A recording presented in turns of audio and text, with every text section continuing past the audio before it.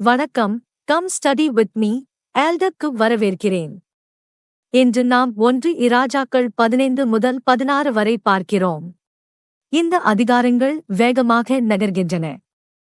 ஆனால் இது வெறும் ராஜாக்களின் பட்டியல் அல்ல. உடன்படிக்கை வழிநடத்துதல் பலவீனமானால் ஒரு மக்கள் மெதுவாக எவ்வாறு கர்த்தரிடமிருந்து விலகிப் போகிறார்கள் என்பதை இவை காட்டுகின்றன. ராஜ்யம் ஏற்கனவே பிரிந்துவிட்டது. தெற்கில் யூதா, வடக்கில் இஸ்ரவேல்.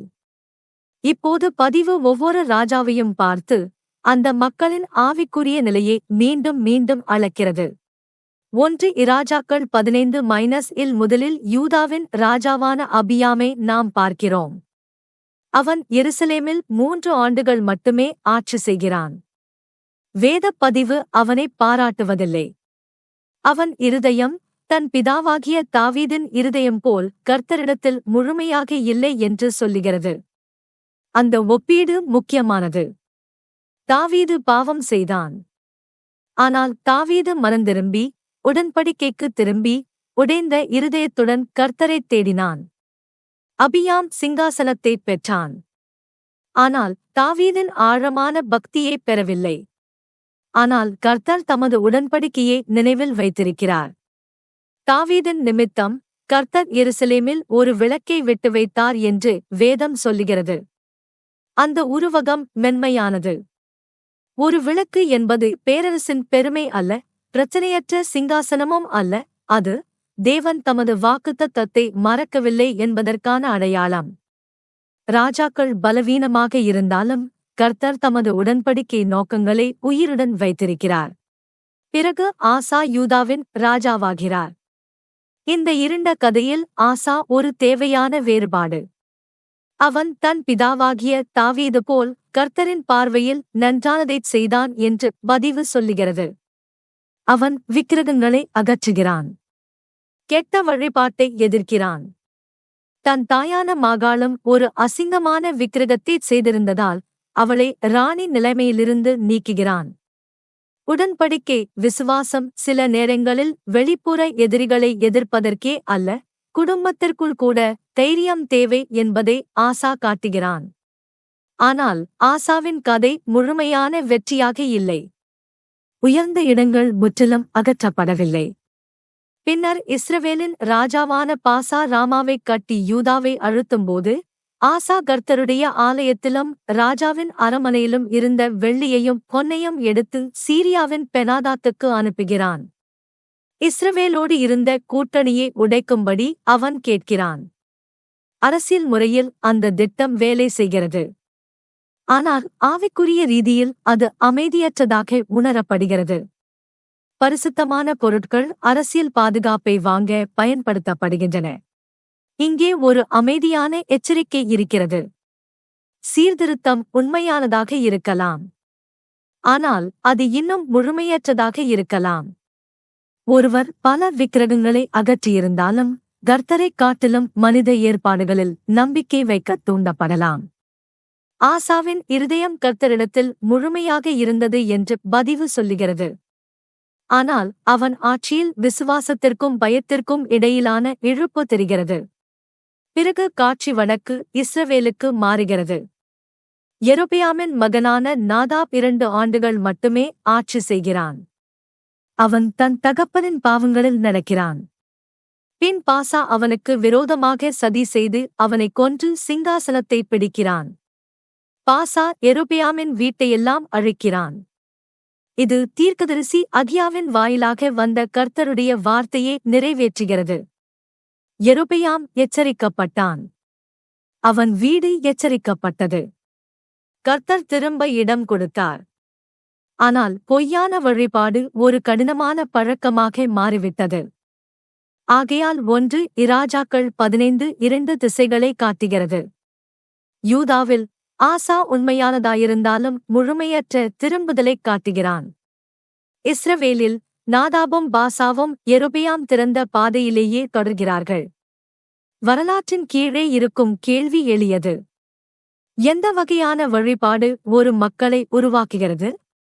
உண்மையான வழிபாடு இருதயங்களை உடன்படிக்கையின் தேவனிடமே திருப்புகிறது. பொய்யான வழிபாடு ஒழுங்காகவும் வலிமையாகவும் தேசியமாகவும் தோன்றலாம். ஆனால் அது மெதுவாக இருதயத்தை அவரிடமிருந்து விலக்குகிறது. இங்கே இயேசு கிறிஸ்துவை தேவனுடைய உடன்படிக்கை இரக்கத்தின் மூலம் பார்க்கிறோம். கர்த்தர் எருசலேமில் ஒரு விளக்கை வைத்திருக்கிறார். காலத்தின் நிறைவில் அந்த விளக்கு தாவீதின் குமாரனாகிய உலகத்தின் ஒளியை நோக்கிக் காட்டுகிறது. மனித ராஜாக்கள் எழுகிறார்கள், பலவீனப்படுகிறார்கள், சமரசம் செய்கிறார்கள், மறிக்கிறார்கள். ஆனால் கர்த்தர் தமது வாக்குத்தத்தத்தை காக்கிறார். அவர் தமது மக்களை சுத்தமான, விசுவாசமான, அவரை மையமாகக் கொண்ட வழிபாட்டிற்கு திரும்ப அழைக்கிறார். 1 இராஜாக்கள் 16-இல் வேகம் இன்னும் அதிகரிக்கிறது. வடக்கு ராஜ்யம் உள்ளிருந்து நிலை குலைந்து கொண்டிருக்கிறது. ராஜாக்கள் வருகிறார்கள், மறைகிறார்கள். வம்சங்கள் எழுகின்றன, விழுகின்றன. சிங்காசன மாற்றத்தின் மொழியாக வன்முறை மாறுகிறது. இந்த எல்லாவற்றின் கீழும் வேதம் ஒரே ஆவிக்குரிய நோயை மீண்டும் மீண்டும் சொல்கிறது. அது யெரொபெயாமின் பாவங்கள். கர்த்தருடைய வார்த்தை அனானியின் மகனான ஏகோவின் வாயிலாக பாசாவுக்கு விரோதமாக வருகிறது. பாசா தூசியிலிருந்து உயர்த்தப்பட்டு இஸ்ரவேலின் தலைவனாக்கப்பட்டான். ஆனால் அவன் யெரொபெயாமின் வழியில் நடந்து மக்களை பாவம் செய்ய வைத்தான். அந்த சொல் கனமானது. இந்த அதிகாரங்களில் பாவம் தனிப்பட்டது மட்டுமல்ல, ஒரு தலைவரின் தேர்வுகள் பலர் நடக்கக்கூடிய பாதைகளை உருவாக்க முடியும். பாசா யெரொபெயாமின் வீட்டை அகற்றினான். ஆனால் யெரொபெயாமின் வழிபாட்டை அகற்றவில்லை. அவன் வம்சத்தை மாற்றினான். ஆனால் திசையை மாற்றவில்லை. பாசா இறந்தபின் அவன் மகன் ஏலா திர்சாவில் ஆட்சி செய்கிறான். அவன் ஆட்சி 2 ஆண்டுகள் மட்டுமே நீடிக்கிறது. அவன் தன் ஊழியக்காரனின் வீட்டில் குடித்து மயங்கி இருக்கும்போது, அவன் இரதங்களின் பாதைக்கு தலைவனான சிம்ரி அவனை அடித்து கொன்று சிங்காசனத்தை பிடிக்கிறான். பிறகு சிம்ரி பாசாவின் வீட்டையெல்லாம் அழிக்கிறான். கர்த்தருடைய வார்த்தை சொன்னபடியே அது நடக்கிறது. ஆனால் சிம்ரியின் அதிகாரம் 7 நாட்கள் மட்டுமே நீடிக்கிறது. படை அதைக் கேட்டு ஓம்ரியை இஸ்ரவேலின் ராஜாவாக்குகிறது.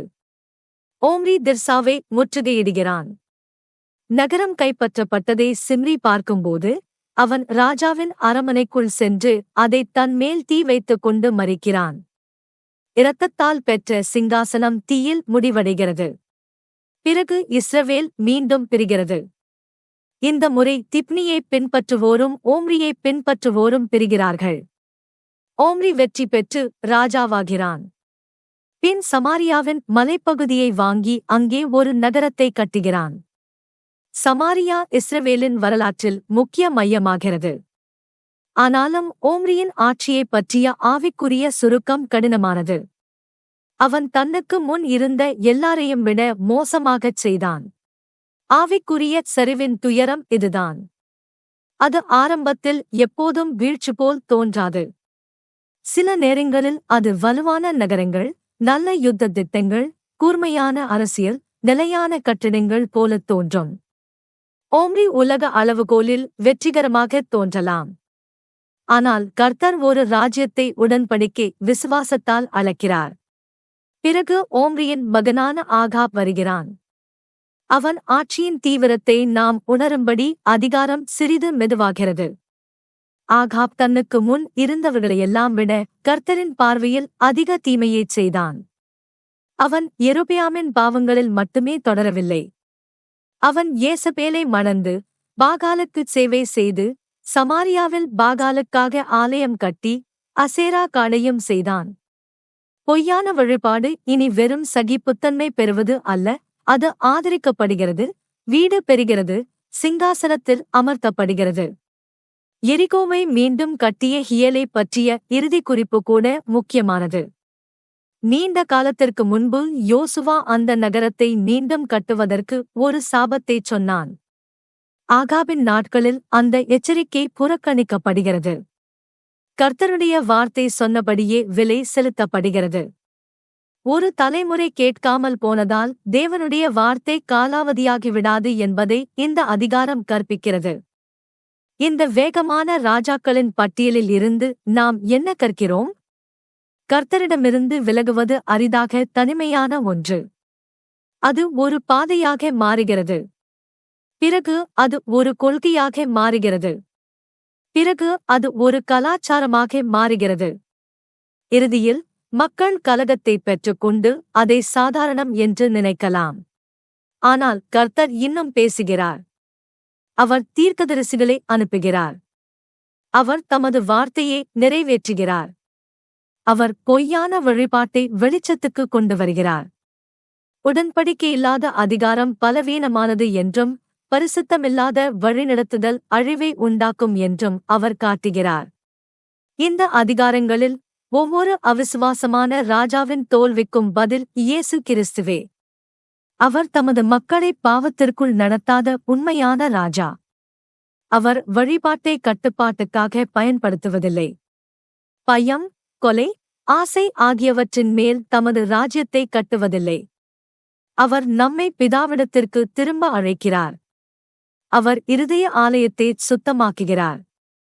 மனம் திரும்புகிறவர்களுக்கு இரக்கம் தருகிறார். மனித ராஜ்யங்கள் பிரிந்து விழும்போது அவருடைய உடன்படிக்கை ராஜ்யம் என்றென்றும் நிலைத்திருக்கிறது.